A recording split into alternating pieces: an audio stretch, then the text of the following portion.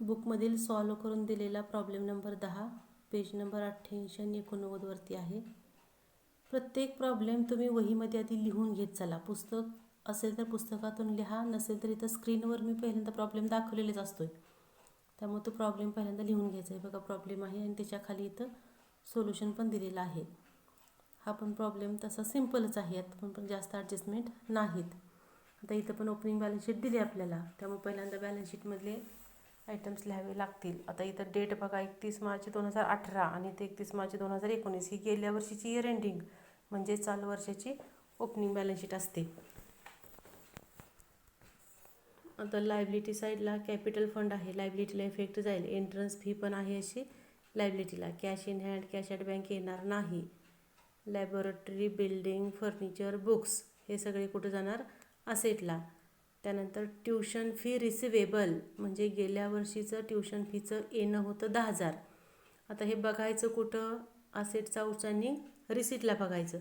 रिसीटला तर हे दोन बॅलन्स तर येणारच नाहीत. बघणार आहे आपण कुठेकडं? रिसीटला. मग ट्यूशन फी दिसते बघा. आता इथं 2 अमाऊंट दिली, 2 वर्ष दिले, 17-18 आणि 18-19. मग आता चालू वर्ष कुठलं आहे? हे 18-19. मग मागचं वर्ष कुठलं येणार आहे आपलं? 17-18. 17-18चे किती दिलेत? 8,000 रुपये दिले. मग येणं किती होतं? 10,000. त्यातले 8,000 मिळाले. मग यायचे राहिले किती अजून? 2,000.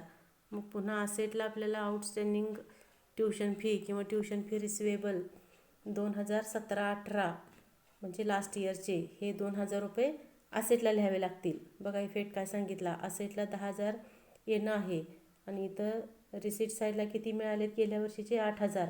म्हणजे अजून यायचे राहिले किती? तर 2,000 रुपये. त्यामुळं असेटला क्लोजिंग बॅलन्स शीटच्या असेटला ट्यूशन फी रिसिवेबल 2,000 रुपये अमाऊंट येणार आहे. त्यानंतरचा आयटम काय दिला आहे आपल्याला? Fine collected income. अजून एक राहिला आधी, त्याच्या आधी ट्यूशन फी 18-19ची दिली, ही 1,00,000 रुपये ती इन्कम साईडला दाखवायची. बघा ट्यूशन फीचे किती?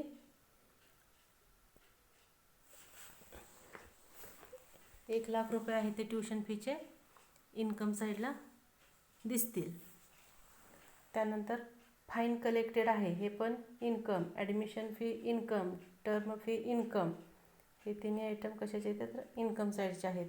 डोनेशन फॉर लायब्ररी हे स्पेसिफिक डोनेशन झालं, ते असेल तर लायबिलिटी साईडला.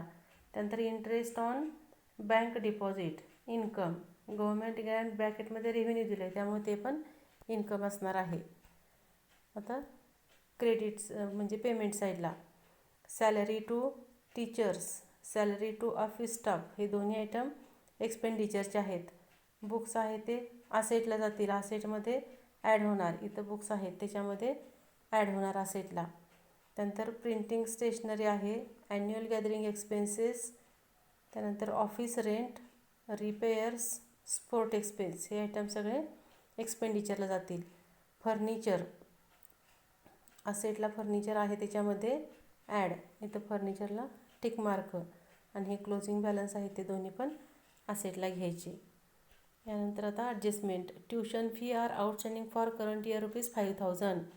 ट्यूशन फीचे 5,000 रुपये आउटस्टँडिंग. ट्यूशन फी घेताना आपण किती घेणार आहे? फक्त 18-19ची घेणार आहे, बरोबर. 17-18चा इफेक्ट आपण दाखवणार नाही, तो काय होणार आहे? लास्ट इयरमधून म्हणजे त्या 10,000मधून लेस होणार आहेत. तर आता हे चालू वर्षाची ट्यूशन फीचे आउटस्टँडिंग किती सांगितलेत? 5,000. म्हणजे ते इन्कम आहे चालू वर्षाचं, पण मिळालेलं नाही, येणं आहे, म्हणून असेटला ट्यूशन फीला एक टिकमार्क झाली. त्यानंतर 2 नंबर काय दिले? Salary to teachers is outstanding ₹15,000. 2 आहेत सॅलरी, टीचर्स पण आहे आणि ऑफिस स्टाफ तर आहे कशावरती? टीचर्सवरती. म्हणजे हे काय चालू वर्षाचं देणं आहे, ॲड होणार आणि लायबिलिटीला. त्यानंतर रेंट पुढची 3 number rent paid in advance ₹3,000. ॲडव्हान्समध्ये दिलं तर तो आत्ताचा खर्च नसतो, म्हणून तो काय होत असतो? लेस करून असेटला रेंटला टिकमार्क करायचं. पेमेंट साईडला रेंट बघायचं.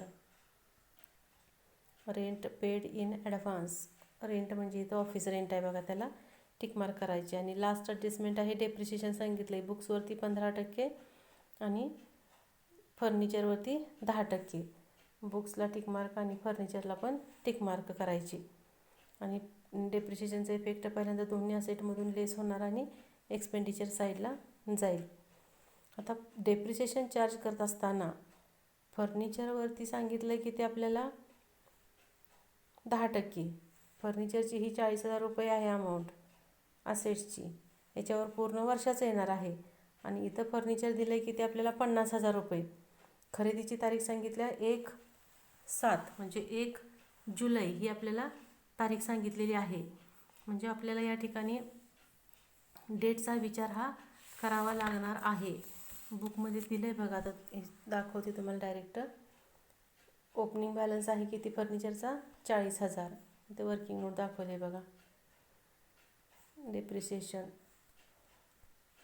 जो ओपनिंग बॅलन्स आहे त्याच्यावर 10%नं 40,000 आणि पेमेंट साईडला जे दाखवले होते ते 50,000 रुपये. मग ते पेमेंट साईडची खरेदीची तारीख फर्निचरची किती आहे तर 1 जुलै आहे. मग 1 जुलैपासून 31 मार्चपर्यंत हे 9 महिने होणार. म्हणून 50,000 गुणिले 10/100 गुणिले 9/12 असं हे 3,750 आणि हे ओपनिंगवरचं 4,000 असं टोटल डेप्रिशिएशन 7,750 येते. आणि बुक्सवरती पण असेटला जे दिलं आहे त्याच्यावर डेप्रिशिएशन हे 3,300 आणि पेमेंट साईडला बुक्सची खरेदी दिली आहे ती 1/10ला दिलेली आहे. त्यामुळे त्याच्यावरचं